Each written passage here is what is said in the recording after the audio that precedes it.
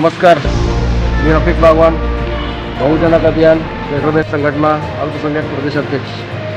आज दिनांक 2/9/2025 रोजी सन्माननीय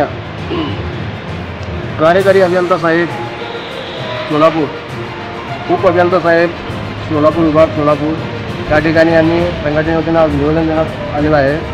कारण असं आहे की हैदराबाद रोड लगत असलेल्या मुळेगाव रोड LPG पंपापासून ते मोबिलनगर कृष्णानगर या ठिकाणी खूप अत्यंत बेकार रोड झालेला आहे। तिथं कोणीही लक्ष घालून ते काम करत नाहीत। आणि त्या ठिकाणी ज्येष्ठ नागरिक आहेत, लहान लेकरं आहेत, येणाऱ्या गाड्या बरेच अपघात होत असतात। त्याच्यावर प्रशासनाने लक्ष द्यावा।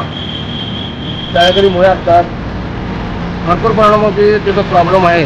कोणी लक्ष तिथे घालून त्या ठिकाणी कामच होत नाही। वर्षावर पेंटिंगच पडलेला रोड आहे तिथं। आणि या संघटनेच्या वतीनं निवेदन देण्यात आलेलं आहे की लवकरात लवकर त्या ठिकाणी खड्डे बुजवून डांबरीकरण करावा, अशी या संघटनेच्या वतीनं आम्ही निवेदन दिलं।